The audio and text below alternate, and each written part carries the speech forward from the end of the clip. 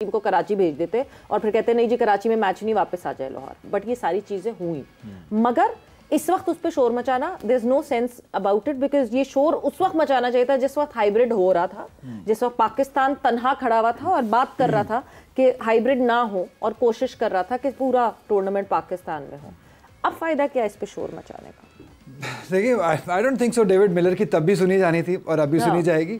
ये तो एक ही बात है कि आप पहले, अगर जैसे आपने कहा पहले कर लेनी चाहिए थी ये बात। बट अच्छी बात ये हुई है कि इस सारी चीज़ में अब दुनिया शोर करना शुरू हो गई है।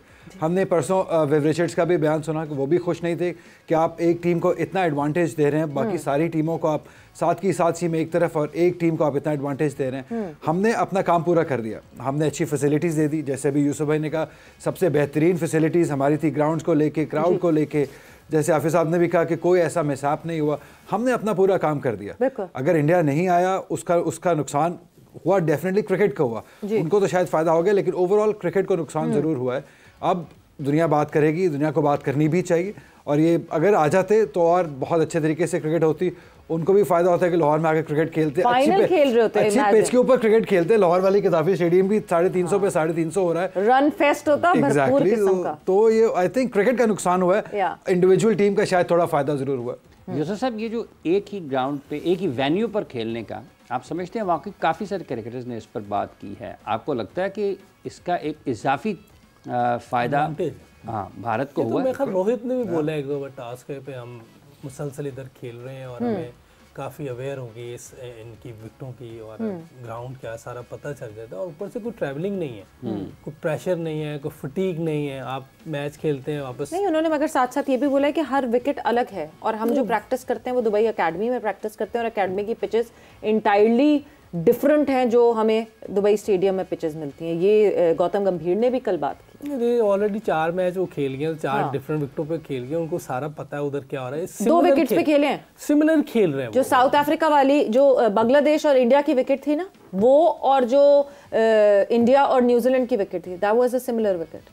जो पाकिस्तान वाली विकेट थी और जो एक और मैच इनका हुआ बांग्लादेश का, न्यूजीलैंड वो वाली 2, ऑस्ट्रेलिया और पाकिस्तान वाली जो मैच थी वो सेम पिच थी, और न्यूजीलैंड और साउथ अफ्रीका वाली जो थी वो सेम पिच थी।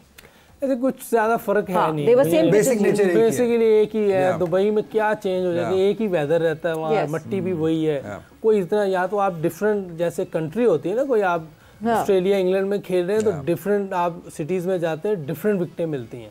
दुबई शारजा भी हो जाता तो फर्क पड़ता, इवन डिफरेंट मिलेगा आपको। लाहौर में कुछ और था, कराची में कुछ और था, बिल्कुल कोई वेदर में फर्क है। आप देखो कराची थोड़ा गर्म है, यहाँ थोड़ा ठंडा मौसम है। इसी तरह पेशावर चले जाए, पिंडी चले जाए, थोड़ा डिफरेंट आता है। दुबई और शारजा हो जाता तो सेम है, उसमें कुछ चेंज आती ही नहीं। देखिए कोई रन्स कितने बने, 270, 240, 50 यही है। ऊपर नीचे थोड़ा सा बेहतर जो खेल गया उन्होंने 277 कर लिए। जो बहुत ही हल्की क्रिकेट खेले वो 240 पे अड़ गए हैं या 249, लेकिन उसमें उनकी बॉलिंग इंडिया की जिता गई। तो सिमिलर है, इसमें कोई ऐसी नहीं है वो बोल दें बातों में, वो एक और चीज़ है। लेकिन उनको एडवांटेज है, सेम विकेटों पे खेल रहे हैं, उनको पता है उधर क्या है। ये इंडियन कंडीशंस ही हैं ऑलमोस्ट, क्योंकि उनको ये स्पिन जो है ना वो सूट करती है, स्पेशली जब बुमराह भी नहीं है तो उनको ये चीज़ें सूट करती थी कि 3-4 स्पिनर खेलें, अगली टीम को हम स्पिन पे फंसा लें, तो ये उनको एडवांटेज मिला। अच्छा ये तो एक और बात, अगर फर्ज कर लें वो पाकिस्तान भी आते, जैसे उनको एडवांटेज है, ये बात दुबई में खेलने की वजह से हो रही, अगर वो पाकिस्तान भी आते तो हमने जो इब्तदाई तौर पर शेड्यूल शेयर किया था उसका वो सारे का सारे मैच लाहौर, तो फिर उनको एडवांटेज होता है लाहौर में खेलने का। वो भी तो उन्होंने लिया ना एडवांटेज, उन्होंने कहा होगा ना कि हमें लाहौर ही खेलना है, हमने और कहीं खेलना है। नहीं, वो हमने प्रोटोकॉल के लिए पहले से उनके कहे बगैर वही कह रहा हूँ ना कि हमें तो इस टाइम सारी दुनिया बात ही उनकी सुन रही है, तो फिर क्या रह क्या गया बाकी। अब दुबई भी वैसे हमने वेन्यू चुना, वो तो श्रीलंका के लिए। आप उस दिन खुद ही कह रही थी कि ये पहले तो कोई बोला ही नहीं, तो अब बोलने का क्या फायदा। एग्जैक्टली, अब तो जब चिड़िया चुग गई खेत तो कोई बात नहीं। और उसका काउंटर बहुत सारे लोग, स्पेशली जब हम इंडियन मीडिया की बात करते हैं तो इसका काउंटर, ये जो एडवांटेज का काउंटर, वो कहते हैं कि क्यों नहीं 2023 में हमें डिसएडवांटेज हमारे ही होम में देखा गया था कि हम वो एक वाहिद टीम थी जिसने 9 वेन्यूज पे मैचेस खेले थे। सो हमें 9 वेन्यूज पे मैचेस खेलने पड़े थे, 9 अलग वेन्यूज पे मैचेस खेले थे। फिर कहते हैं क्यों नहीं कोई ये देखता कि 2024 में जब इन लोगों ने T20 वर्ल्ड कप खेला और वेस्ट इंडीज में सारे जो डे मैचेस थे वो ब्रॉडकास्टर्स की वजह से टीम इंडिया को सारे डे मैचेस मिले थे खेलने के लिए, और वेस्ट इंडीज में डे में खेलना is not that easy with that scorching heat and everything. West Indies में हाँ, वो इतनी हीट कौन सी, हमने भी क्रिकेट खेली हुई है, कौन सी इतनी हीट होती है, इधर से कम होती है। ये जो इंडिया में आप मैचेस देखे, कहीं कोलकाता है, अपना विशाखापट्टनम है, कोई ऐसी जगह है, T20 10 बजे सुबह T20 खेलना, हवा चल रही होती है वहाँ टेस्ट मैच हमने खेले, कोई ऐसा वो मसला नहीं है। अच्छी क्रिकेट के लिए अच्छा वेदर होता है, कोई गर्मी नहीं होती। लेकिन ये कि ये सारी चीजें इनके अपने इख्तियार में है ना, आपके सामने ये सारी बेस्ट जो इंडिया में इन्होंने डिफरेंट लिए, ये नहीं का होगा कि इन्होंने हर शहर को मैच देना होगा, हर एसोसिएशन को मैच दो, ये भी इनकी अपनी थी कोई। तो ये बातें आप जितनी मर्जी देखें, वो स्ट्रांग है, आप जो मर्जी बात कर लें, चलनी उनकी है, बिल्कुल वो स्ट्रांग है, बिल्कुल। तो चल रही है फिर अली साहब, इसका मतलब ये कहते हैं खुद ही को कर बुलंद इतना कि हर तकदीर से पहले खुदा बंदे से खुद पूछे बता तेरी रजा क्या है। करेक्ट, देखिए बिल्कुल चल रही है, इसमें तो कोई दो राय है नहीं। आप जिस तरह से भी देख लें, जो डिसीजन मेकिंग देख लें, जिस तरीके से एडवांटेजेस दिए गए हैं, तो चल तो रही है, और शायद राइटली सो चल रही है। देखिए, अगर आप इंडिया को चैंपियंस ट्रॉफी से निकाल देंगे तो शायद 90% आपका जो रेवेन्यू है या जो स्पॉन्सरशिप है वो नहीं आएगी। क्या बाकी कोई और 7 टीमें इतना रेवेन्यू जनरेट कर सकती हैं? क्या बाकी 7 टीमें इतना स्पॉन्सर ला सकती हैं?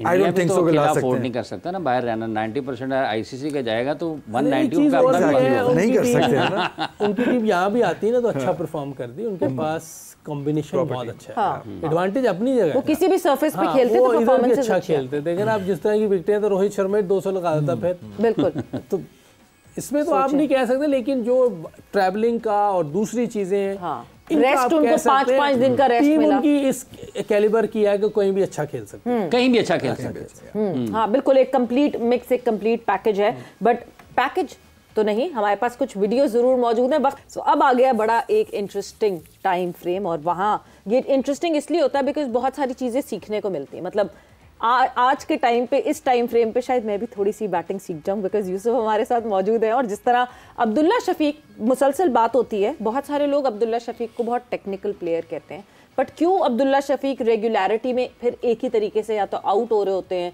क्यों वो कंसिस्टेंटली परफॉर्मेंस नहीं दे पाते, क्यों ईजी कंडीशंस पे अब्दुल्ला आपको रन्स बनाते हुए दिखते हैं, मगर जहां थोड़ी सी कोई एक डिफिकल्ट, थोड़ा सा भी डिफिकल्ट एक कंडीशन आती है उसमें वो स्ट्रगल करते हुए दिखते हैं।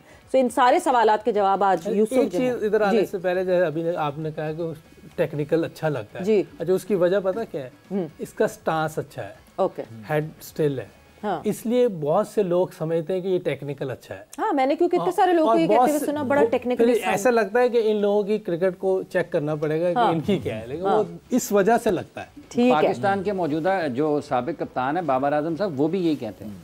हाँ, क्या कह सकते हैं? अब आपको मैं दिखा देता हूँ, बाकी आप लोगों ने खुद देख लेना है, ठीक है, ये खुद जज करें आप। अब ये स्लो दिखाएंगे ना, फिर आइडिया सही होगा। बस ये अब ये देखें, ये बैट, इसकी प्रॉब्लम क्या है अब्दुल्ला शफीक की, कि इसका स्टार्ट भी बाहर से होता है और फिनिश भी बाहर हो जाता है। ये देखें, ऐसे आया है कि बैट की स्विंग जो है, पीछे हमारा स्क्रीन ना टूट जाए, आगे हो जाए थोड़े से। हाँ, होना क्या चाहिए, आपका बल्ला ये आएगा जी, ये आपकी ये वाली बाजू जो है, इसको लग के आएगी आपकी बॉडी। अब इसका क्या हो रहा है, गैप बन इतना बड़ा गैप। अगर दोबारा दिखाएंगे शायकीन को, स्लो करके दिखाइएगा जरा, वो देखिए, ये क्लियर है साहब। अब मैंने इसीलिए वो क्वेश्चन उठाया था कि इसकी ये चीज किसी ने ठीक की है, अगर नहीं की तो दोबारा भी ये प्रॉब्लम हो सकती है और पाकिस्तान का नुकसान हो सकता है। टैलेंट है, बिल्कुल हमारा अपना भाई है, सारे अपने ही हैं, लेकिन अगर हमने किसी को सही सपोर्ट ना किया, मिसाल के तौर पे आपने जाना है कराची जी, ये अगला मार्को जेनसन, मुंह पेशावर की तरफ है, ये देखें, ये मार्को जेनसन वाला नहीं, मार्को जेनसन, हाँ, मार्को जेनसन पहले डिसमिसल हो रहे हैं, ठीक। तो इसका जो बैट शुरू भी बाहर से होता है और फिनिश भी बाहर से होता है, तो ये इसको ठीक करना होगा। जो टेक्निक की बात की कि लोग कहते हैं ये टेक्निक अच्छी लगती है, वो इसीलिए लगती है इसका स्टांस अच्छा है, स्टार्क हेड स्टिल है। अब आप देखें, स्टार्क वाला बॉल चेक करें, अब फिर दिखाइएगा, अब वो स्लो जब आएगा, हाँ स्लो में आएगा, बॉल कहाँ है, वो इस तरह करके इधर चला गया हुआ है। मतलब बैट को बेसिकली इसको क्या कहते हैं कि बैट को हैंडल नहीं करना आ रहा, कभी वो बॉडी से बहुत अवे हो रहा है, कभी टेढ़ा। अच्छा, स्विंग सही है, बैट की स्विंग सही नहीं है। वो देखें, ये अभी भी देखें क्या है। ठीक है, अभी एक और वीडियो मैंने देखी थी, उसमें तो उसका बल्ला यूं गया हुआ है। हाँ, वो भी अगर आप दिखा सकें। अब ये बॉल इतना ज्यादा टर्न नहीं है, कुछ नहीं है, नॉर्मल खेला जा सकता था। ये देख, बिल्कुल सीधा बॉल है। अगर मेरे से ये जैक लीजिए, सीधा बॉल था, उसकी बैट की वजह से वो इधर ले गया है। ये देखें, कोई टर्न, मेरा नहीं ख्याल इतना कोई टर्न हुआ है। हाँ, और ये सीधा आता तो फिर ये कभी भी बॉल सीधी नहीं लगती। आराम से अगर वो यूं जाता तो वो खेला जाता। वो यूं है, देखिए। ठीक है, ये वही मार्को जैनसन वाली फिर से वही आ गई। तो ये एक मेजर, मतलब ये देखिए, ये बहुत बड़ा गैप है। बिल्कुल, इसमें बॉल क्या पता नहीं क्या कुछ गुजर सकता है, इतना ज्यादा गैप है। तो इसको ठीक करना है। अब मैं इसके बारे में थोड़ी सी बात कर लेता हूँ।